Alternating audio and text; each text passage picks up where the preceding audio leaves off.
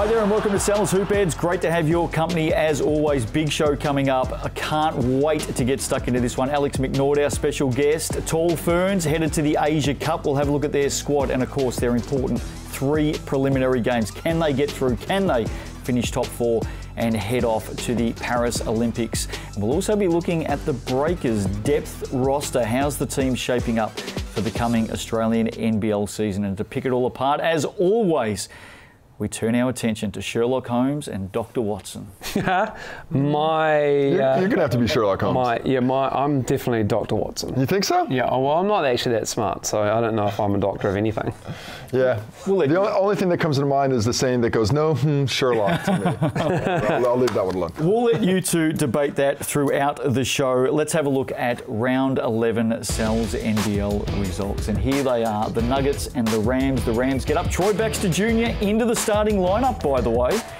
Somebody's been calling for it. Who was it? Oh, maybe. Giants and the Hawks. Giants get the win. Badly needed. Hawks, they didn't need another loss.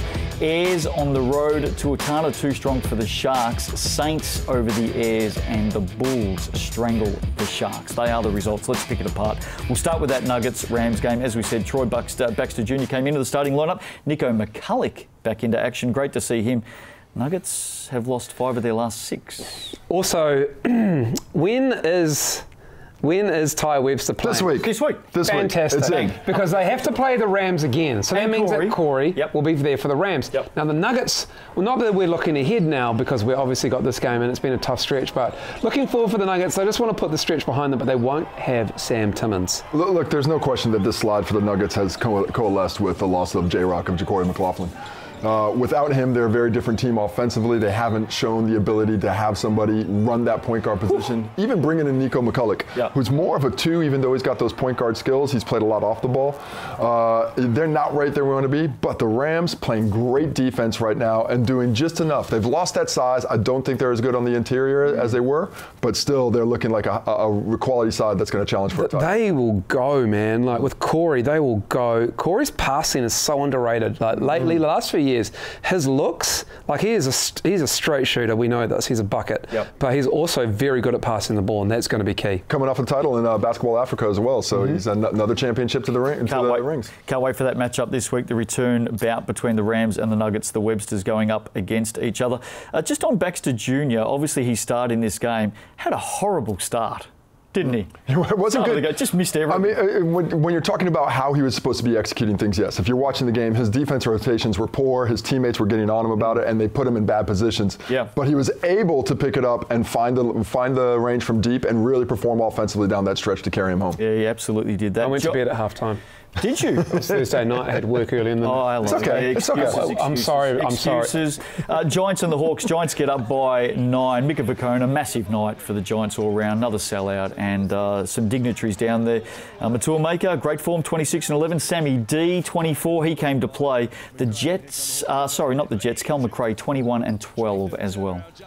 Cal McRae's been such a difference maker for the squad. His ability offensively with that soft touch and the size he takes up is exactly what the Giants were missing. Matua Maker is going from strength to strength. He's looking as comfortable as he was with the Rams a year ago, and he is a problem on the wing. His ability to shoot, well, combined with his size, is making them a real favorite. But for me and the Giants, it's about Sammy D. If he's stroking the 3, they can win games. 24. This is what Sammy D was doing last year, and this is why they were right up there last year, because Sammy D was shooting the ball. Now, it doesn't all fall on him, let's be honest, because they don't have Jared West. They're throwing the keys, Alex McNaught, so I look forward to chatting to him about writing that out as a young man. But yeah, Matua Maker, not shaky, but just a little bit underdone, but now he's got his legs and he looks so good. He's just come back from a knee injury. It takes a while. The confidence is building, and you can see it in his game that he's getting more confident. But how about one little shout out to Mika Vukona at his jersey retirement ceremony? Shouts out Sammy D. Unbelievable. This dude, take some credit. One of the most humble guys. One time, Mika, take some credit. He's got fingerprints all over the Franklin Bulls as well, Mika Vukona. I love it. Jets and the Airs get it. Jets were up by as much as 11 in this game. It was a good battle. It was a good game. This is the Jets season in a nutshell. Up by 11. a lapse for about 4 or 5 minutes of game time, the game's gone. And Were the Jets stuck in a nutshell? they are. I'm in a glass case of emotion as well when I see my Jets lose like this. But it was a fun game. Yeah, it was. Like Mustafa Heron jamming that down.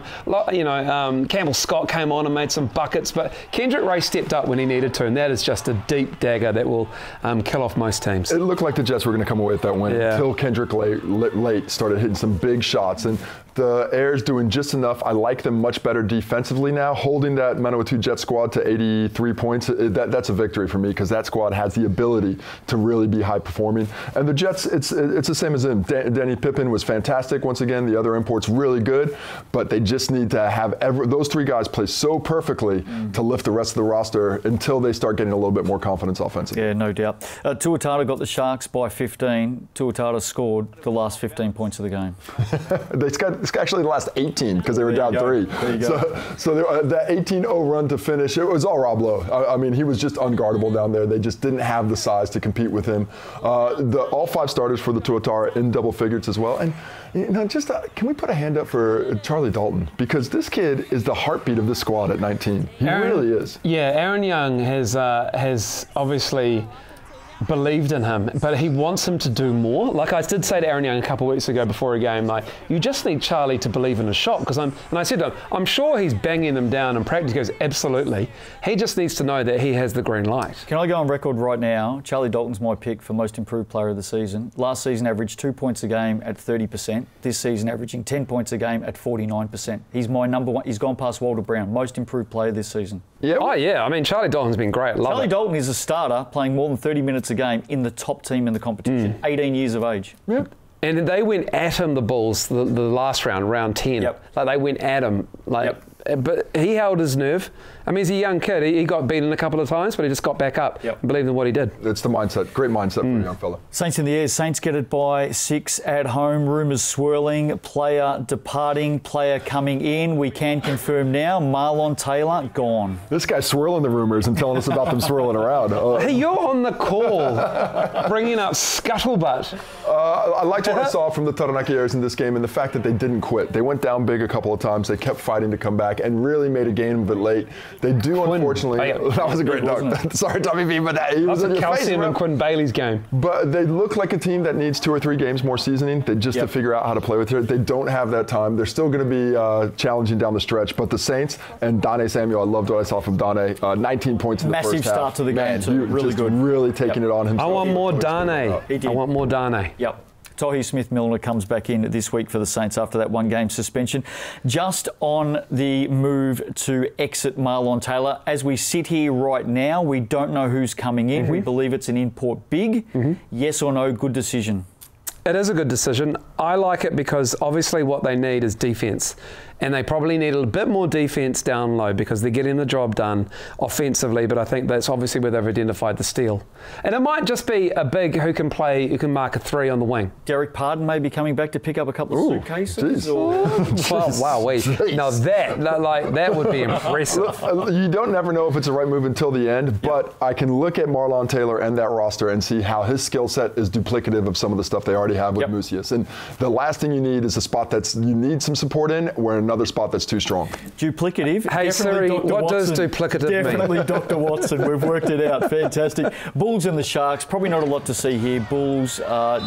Next game, what we're talking about next, Justin. Fair enough. What I will say is Jared Wilson played 32. All jokes aside, this was not a great game from the Sharks. They thought they had something in the first half by taking the ball out of Jeremy Kendall's hands, and the Bulls had some say in that because they picked up a lot of Jeremy Kendall early on, but it just wasn't a good game for the Sharks. Sharks cooked?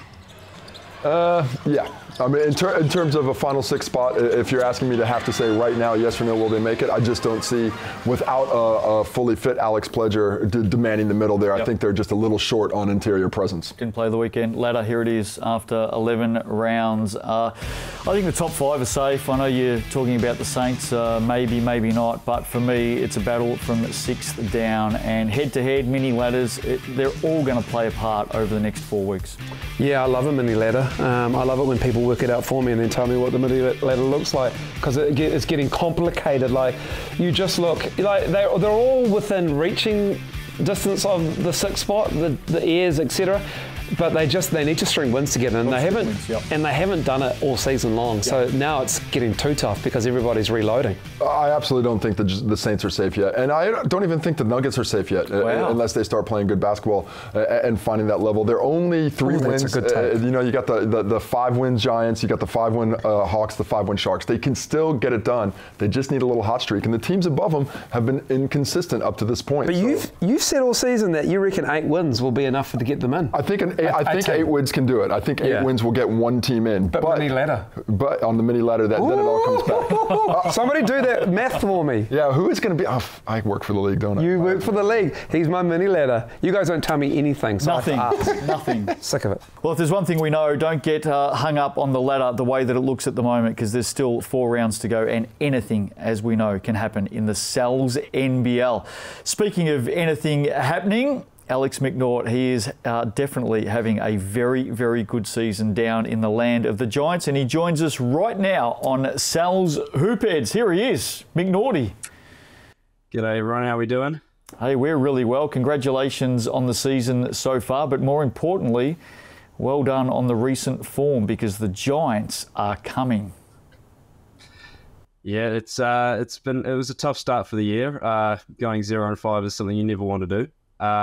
But the way that we've been moving pieces around and starting to come together as a team properly, it's looking bright, and we've got a good shot at it. It's annoying, Alex. I'd written you off, to be honest, mate, a few weeks ago. 7 times. And now you're in that 6th position. By no means is it over. 4 rounds to go. But what has been the change? What has been the difference? Obviously, you swapped out Cavion and you brought in Cullum. What else has happened that you can hang your hat on in this change of fortunes? I think we've started to try and find a way that we could find an identity for our team. I think we were sort of, in no man's land early on in the season. We didn't really know what we wanted to be. We had pieces, but never a full team identity. And offensively, I think we were a pretty strong team. We've been sort of good offensively the whole first half of the season, but defensively we were a real problem. And Callum's input as a centre and with his talking and communication overall has been great. But I think with him and then broadening down throughout the whole team, I think defensively is something we're trying to pick up, and it wins championships, and if we can sort that out, we can make a genuine push at playoffs. Okay, thanks for reading us the notes from Coach Mike Fitchett. But from your own perspective, this is the first time that you've come in and you've been handed the keys to a team, so to speak, and you've had some ups and downs, some really good games. That first of mine, of course, is the end of that Canterbury game where you essentially won it with a steal and a finish, but you've had some tough ones too. From your mindset, how have you been able to sort of ride that roller coaster up and down and keep yourself maintained and looking towards the end goal of the season? Well, I think you're definitely right. This situation is something I've never been put in. It's very new to me, and having up and down games is obviously going to happen. It's something I've got to get used to. It's basketball, and it's always a part of the game. But for me, I think it's just coming back to what I do best for my team to try and help us win. Obviously, that's changed from year to year. Last year, I was a sort of backup point guard /2, helping Jared West out. This year, it's me running Jared West's role, but also, I can hang my hat on defending people the best that I can. And if that's what helps my team win, that's what I got to do. So if I'm having a bad offensive night, try and find a way to get back to any way possible winning the game by helping in any means necessary. How old are you, Alec? He's 14. He talks like he's my dad. It's unbelievable. I know, that's what I like, because I just want to extrapolate what Casey just said. You had a real bad game against the Bulls. Like you basically got benched, Alex. But I talked to you afterwards. You were disappointed, but I could tell you don't. The highs aren't too high and the lows aren't too low. And going from that situation and then improving on it and coming off the bench as a DP sporadically through the Breakers season, how did that adjust you for having the keys thrown at you and going, here it is, run this team for us?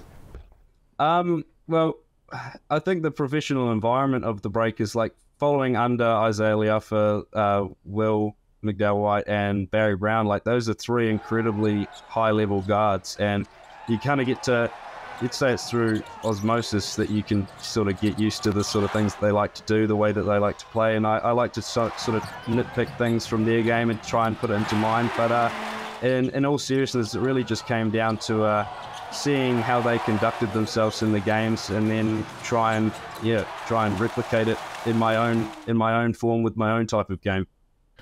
Good stuff. Might be the most mature 20-year-old we've ever had on this show. It might be the most mature person we've ever had on this show. He's 20? Is he? Yeah. I think about when I was 20, and I shudder to think what Casey was like when he was 20. Oh, no, don't go down that path. I was the same. I said the same stuff as Alex. Oh, that's not true. No, we're not cracking that chestnut open. Hey, also, there wasn't colour TV when Justin was 20. Hey, you might be right, actually, come to think of it.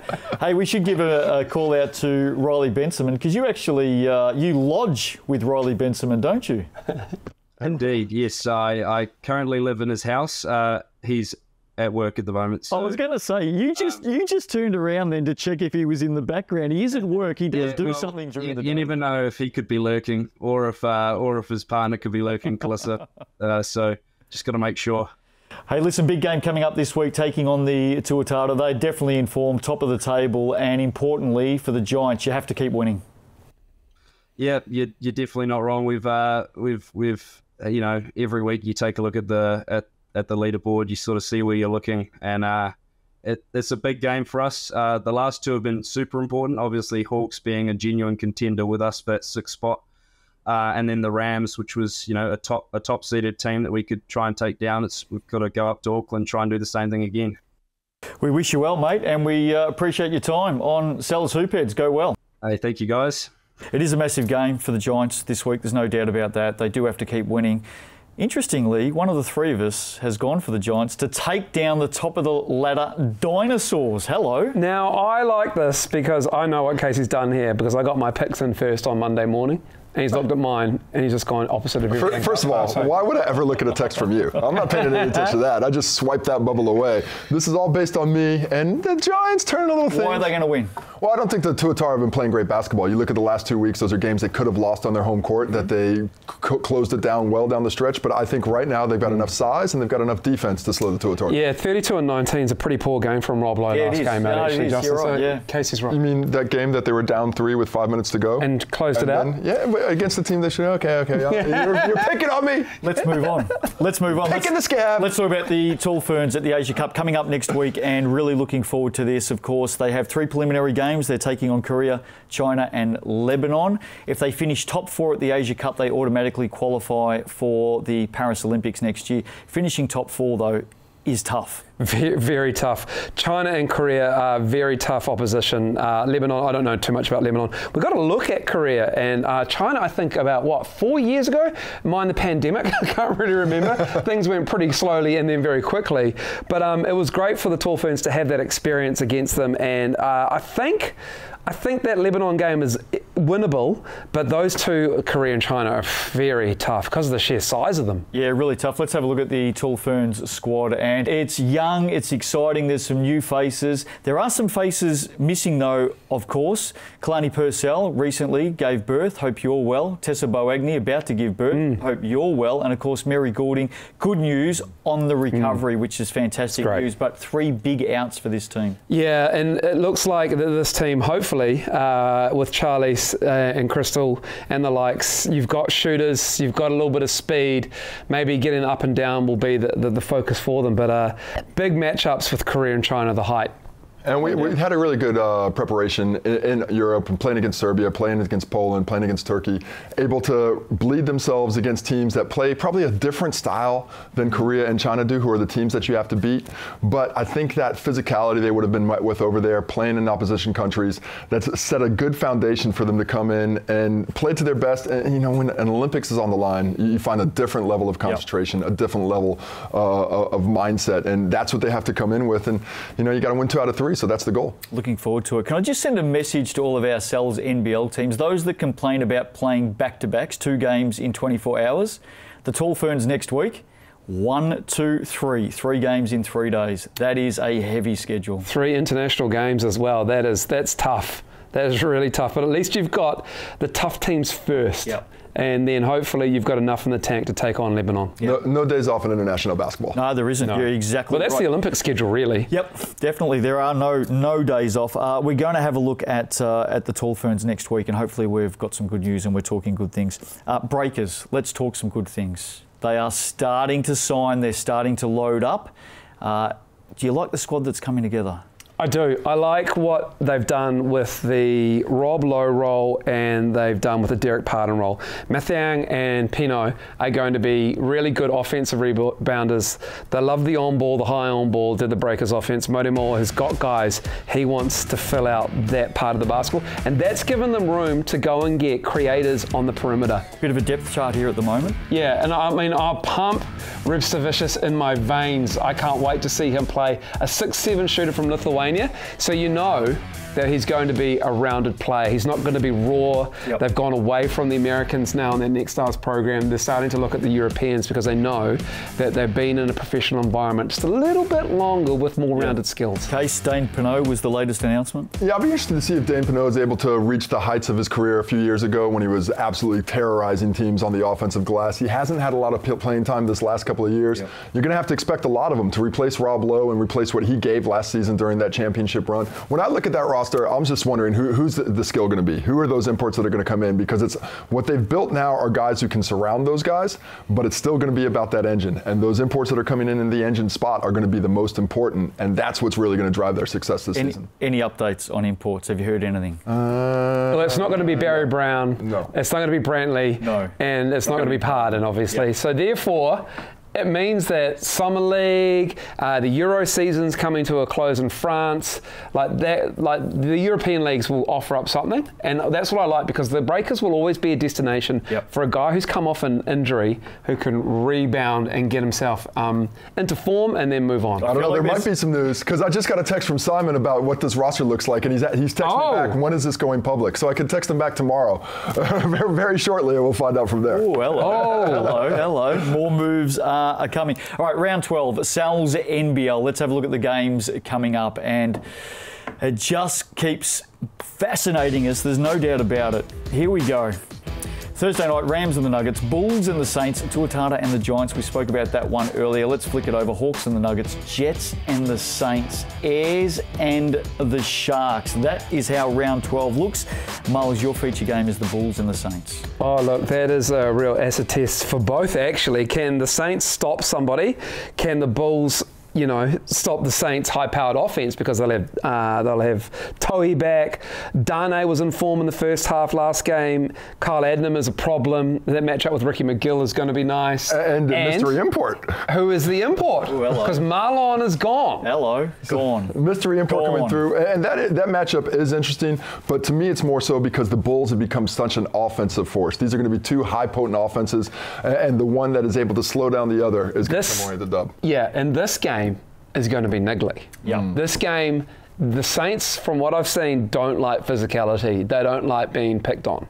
And the Bulls love playing physical, in your face, stay in front defence. Casey, your game of the week, and we've spoken about it with McNaughty earlier on, Tuatara and the Giants. It is such a big game for the Giants. It certainly is. Tuatara, they have a chance to clinch a spot in the postseason, but the Giants are working towards something. And I don't think the Tuatara have been playing their best basketball the last few weeks. They have been bleeding a few teams in, but they've looked at least vulnerable. And this Giant squad, with this size inside, this is the only player that I'm going to see this year that's really going to challenge Rob Lowe for size inside and Calvin McRae.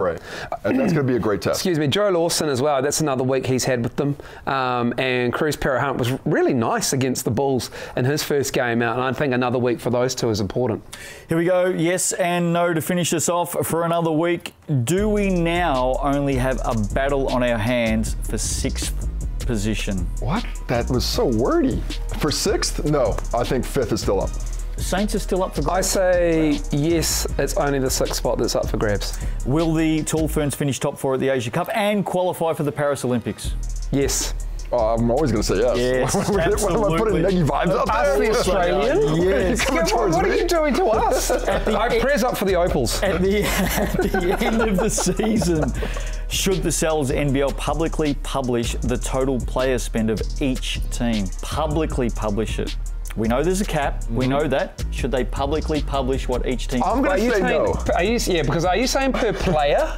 No. What each team as a whole. Each team? Yes or no? I'm okay with that. Yeah, so am I. Sure. Yes? Yeah, sure. Yes? Yes. All right, see what we can get done. Do the Saints have the most ruthless back office in the Cells NBL? They always have. Like I was making this joke at the start of the hoop heads. I mean, they love today to jettison imports. Come on, that's a yes. Today, yes. Absolutely. Today, yes. Marlon Taylor was performing for them. Like it wasn't obviously not up to their standards. Yeah. Well, performing. Maybe up to the highlights. There's as with all players. Victor Wembanyama and off court. Is he a San Antonio Spurs player by the end of this week? Yes or no? What is that? Yes. Oh, I don't know actually. Let me wait. Rightio, here we go. Are you sticking with your original tip to win this year's championship? Yes. We've brought out this chestnut a couple of times this season on Hoopheads. Mulls Bulls. Yeah. I went Rams. I'm sticking with Rams. Casey. Hawks. Oh, there we go. Sorry, boys. Something's old. It's finally done. Is this the craziest basket of the season? Kyle Adnam and Anzac Rosetto. Quite amazing. Have a look at this. Adnam with the pass. Poor Anzac. That's a drawn-up player from the Southeast Melbourne Phoenix. It might have been too. Craziest basket? Oh, it's up there. Marlon Taylor's given us some crazy hopes. Yeah. He's got highlights were fantastic. Yeah. Best wishes to you, bro. I'll tell you what he's not going to give us. Any more fantastic hoops. And that's it. Yeah. Cells, Hoopheads, done and dusted. Round 12 coming up. Teams are making moves. They're going to continue to make moves as we head towards the final six. We'll see you I don't think next so. week. It's probably no. Why would they?